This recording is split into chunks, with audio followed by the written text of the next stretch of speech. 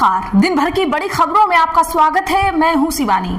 आज की खबरों में बात होगी ईरान का इजराइल पर सबसे बड़ा हमला शुरू, गूगल अमेजन पर टारगेट, बैलिस्टिक मिसाइल से यूएस ने तबाही की और बिड़ला के खिलाफ अविश्वास प्रस्ताव में राहुल का रौद्र रूप, भाजपा के छूटे पसीने की, वहीं निशांत की ताबड़तोड़ बैठक, सीएम बनाने का खुला ऐलान, बीजेपी खेमे में हड़कंप की, साथ ही जवाबदेही से गायब, जनता में झल्लाहट निकाल रहे मोदी, राहुल पर ऐसी बौखलाहट की।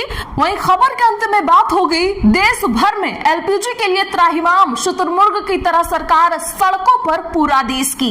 इसी के साथ आज दिन भर की सभी बड़ी और प्रमुख खबरों को जानेंगे विस्तार से। उससे पहले एक नजर सुर्खियों पर। राज्यसभा चुनाव में एआईएमआईएम करेगा आरजेडी कैंडिडेट का समर्थन, तेजस्वी के साथ बैठक के बाद अख्तरुल ईमान बोले पॉजिटिव बात हुई, 15 को इफ्तार का दिया न्योता। एनसीईआरटी का विवादित चैप्टर बनाने वाली टीम के खिलाफ निर्देश, सुप्रीम कोर्ट ने कहा प्रोफेशनल मिसल को बैन करे केंद्र सरकार, करप्शन इन जुडिशरी लिखा था। 50,000 शादियों में खाने पीने पर संकट, कमर्शियल गैस सिलेंडर नहीं, भट्ठी जलाने पर 10,000 रुपए जुर्माना, हजारों होटल और रेस्टोरेंट बंद होने की कगार पर। आसाराम ने रामलला का वीआईपी किया दर्शन, अति विशिष्ट शंकराचार्य द्वार से 3 वाहनों के काफिले के साथ पहुंचा, हनुमानगढ़ी की सीढ़ियां नहीं चढ़ सका। मुझे सपा और बसपा का समर्थक कहते हैं, यहाँ सबसे ज्यादा भाजपाई। लखनऊ में शंकराचार्य के सामने बटुकों की शिखा खींचने को लेकर हुई नारेबाजी। उत्तर प्रदेश में गैस किल्लत, गोरखपुर में सिलेंडर के लिए हुई मारपीट, पुलिस के सामने लात घुसे चले, अयोध्या में राम रसोई बंद। मंच से नीतीश बोले इधर उधर मत जाइए, चुपचाप बैठकर सुनिए। महिला विधायक ने राम से की तुलना, बोली आपके दिल्ली जाने से हमें अयोध्या वासियों जैसा दुख। बिहार में सिलेंडर बांटने के लिए पुलिस की तैनाती, पटना और दरभंगा में गैस गोदाम में लटका ताला, कमर्शियल की बुकिंग बंद, घरेलू गैस के लिए लगी लंबी कतारें। झारखंड पुलिस विभाग पर हाई कोर्ट का फैसला, ईडी अफसरों पर दर्ज एफआईआर की जांच अब सीबीआई करेगी, राज्य पुलिस की जांच पर लगी रोक।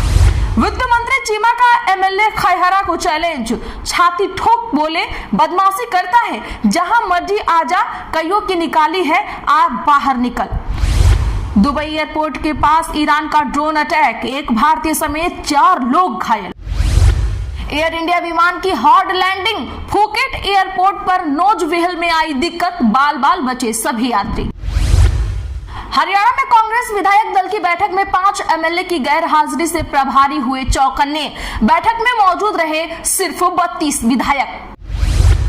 तेलंगाना में स्पीकर ने 2 विधायकों की अयोग्यता याचिका खारिज की, कादियम श्रीहरि और दानम नागेंद्र को मिली राहत। कांग्रेस का दावा, महाराष्ट्र में घरेलू एलपीजी की कमी, विधानसभा की कैंटीन भी आज रही बंद।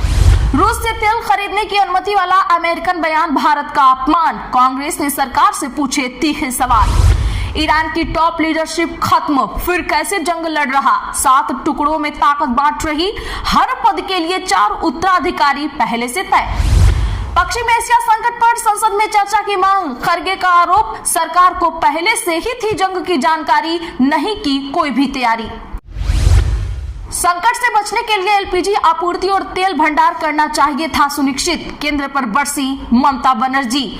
चलिए जानते हैं बड़ी और प्रमुख खबरों को विस्तार से। उससे पहले वीडियो को लाइक करें, साथ ही खबरों को आखिर तक देखना ना भूलें।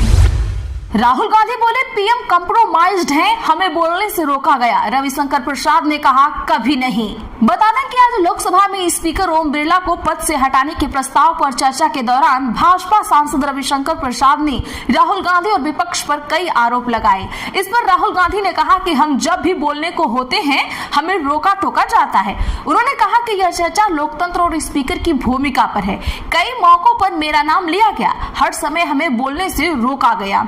राहुल गांधी ने कहा कि आखिरी बार बोलते हुए मैंने प्रधानमंत्री की ओर से कॉम्प्रोमाइज्ड का मुद्दा उठाया था।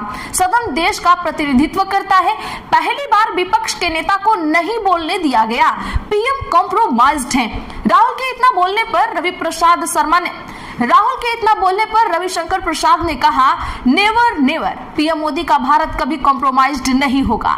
इनको बेसिक समझदारी भी नहीं है। स्पीकर की कई बार चेयर घेरी गई, कागज फेंके गए, लेकिन वह मुस्कुराते रहे। संसद के बजट सत्र के दूसरे फेज का आज तीसरा दिन रहा। लोकसभा में स्पीकर के खिलाफ विपक्ष के अविश्वास प्रस्ताव पर चर्चा हुई। जेडीयू ऑफिस में सीएम के बेटे की उतारी गई आरती। बिहार का मुख्यमंत्री कैसा हो, निशांत कुमार जैसा हो, लगे नारे। बता दें कि आज मुख्यमंत्री नीतीश कुमार के बेटे निशांत कुमार अचानक से जेडीयू ऑफिस पहुंचे, जहां जेडीयू के तमाम कार्यकर्ताओं ने उनका भव्य स्वागत किया। इस दौरान कार्यकर्ताओं के बिहार का सीएम कैसा हो, निशांत कुमार जैसा हो के नारे लगाए। निशांत के पहुंचते ही कार्यकर्ताओं ने उन्हें घेर लिया और उनके समर्थन में नारे लगने लगे। आपको बता दें कि निशांत करीब 30 मिनट तक पार्टी ऑफिस में रुके रहे। उनके निकलने के दौरान महिला कार्यकर्ताओं ने उनकी जमकर आरती उतारी। इस दौरान भी उन्हें सीएम बनाने की मांग होती रही। निशांत ने 8 मार्च को जेडीयू ज्वाइन की है। पार्टी ज्वाइन करने के बाद से ही वे लगातार राजनीति में एक्टिव हैं। जेडीयू दफ्तर में निशांत के साथ शिक्षा मंत्री सुनील कुमार भी मौजूद रहे। उन्होंने बताया कि आज पार्टी दफ्तर में जनता दरबार लगता है, उसको लेकर ही मैं पार्टी के ऑफिस पहुंचा था। यहाँ पर हमने लोगों की समस्याएं सुनी।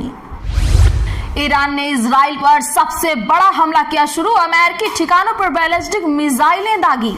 आज अमेरिका, इजराइल और ईरान जंग का 12वां दिन है। ईरान ने दावा किया है कि उसने इजराइल के खिलाफ अब तक का सबसे बड़ा हमला शुरू कर दिया है। रिपोर्ट के मुताबिक ईरान ने इजराइल और मिडिल ईस्ट में मौजूद अमेरिकी सैन्य ठिकानों पर बैलिस्टिक मिसाइलें दागी हैं। ईरानी मीडिया की एक रिपोर्ट में यह भी दावा किया गया है कि ईरान अमेरिकी टैंक कंपनियों के दफ्तरों और डेटा सोर्स को भी निशाना बना रहा है। संभावित टारगेट की सूची में Google, Amazon, Microsoft, Nvidia, IBM और ओरेकल जैसी कंपनियों के नाम बताए गए हैं। इजराइल, दुबई और अबू धाबी में मौजूद इन कंपनियों के ऑफिस और डेटा सेंटर पर भी निशाने हो सकते हैं। इस बीच यूएनएससी आज एक प्रस्ताव पर वोटिंग करने वाली है। इसमें ईरान से कहा गया है कि वो Bahrain, Kuwait, Oman, Qatar, Saudi Arabia, UAE और जॉर्डन पर हमले बंद करे। राहुल के सवालों से आहत पीएम मोदी बोले, कांग्रेस की युवराज छोटे दायरे में सिमटे, उन्हें विकास नहीं दिखेगा। जी हां, बता दें कि पीएम नरेंद्र मोदी आज केरलम यानी कि केरल दौरे पर हैं। उन्होंने एर्नाकुलम के कोच्चि में 10,800 करोड़ की कई विकास परियोजनाओं का उद्घाटन किया। इसके बाद एनडीए की एक चुनावी सभा को संबोधित किया। इस दौरान लोकसभा सांसद राहुल गांधी की आलोचना की। प्रधानमंत्री ने कहा, कांग्रेस के युवराज को ये नहीं पता कि भारत के युवा आज ड्रोन मैन्युफैक्चरिंग में कमाल कर रहे हैं। उन्हें यह भी नहीं पता कि केरल के युवाओं ने ड्रोन विकसित करने के लिए स्टार्टअप शुरू किए हैं। जो व्यक्ति अपने छोटे दायरे में सिमटा हो, उसे देश का विकास कभी नहीं दिखेगा। झल्लाते हुए मोदी ने कहा, खाड़ी और पश्चिम एशिया में जो कुछ हो रहा है उसे लेकर लोगों का चिंतित होना स्वाभाविक है, लेकिन आज देश में बीजेपी की सरकार है। जब भी हमारा कोई देशवासी मुसीबत में फंसा है, हमने उसकी सुरक्षा सुनिश्चित करने के लिए अपनी पूरी ताकत लगा दी है। मोदी ने कहा, चाहे इराक से नर्सों को निकालना हो या यमन में आतंकवादियों के चंगुल से फादर टॉम को छुड़ाना हो, संकट के समय भारत अपने नागरिकों को कभी नहीं छोड़ता। आज भी हमारी कोशिश यही है कि युद्धग्रस्त देशों में फंसे भारतीयों को सुरक्षित निकाला जाए। इस पर कांग्रेस ने भी पलटवार किया है। सोशल मीडिया प्लेटफॉर्म एक्स पर एक पोस्ट में लिखा, मोदी सरकार की ओर से सूत्रों के हवाले से दिया जा रहा भरोसा पूरी अक्षमता को दिखाता है। केंद्र सरकार को पश्चिम एशिया में संभावित युद्ध की जानकारी थी, लेकिन उसने भारत की ऊर्जा आपूर्ति सुरक्षित करने के लिए कुछ भी नहीं किया। उन्होंने कहा, देश को सच्चाई जानने का पूरा हक है, इसीलिए इस संकट पर संसद में पूरी चर्चा होनी चाहिए। प्रधानमंत्री को देश के सामने जवाब देना चाहिए। वहीं खड़गे ने दावा किया कि ईंधन की कमी का सबसे ज्यादा असर किसानों पर पड़ेगा, क्योंकि इससे खेती और उर्वरकों की आपूर्ति प्रभावित होगी। राज्यसभा चुनाव में एआईएमआईएम करेगा आरजेडी कैंडिडेट का समर्थन। तेजस्वी के साथ बैठक के बाद अख्तरुल ईमान बोले।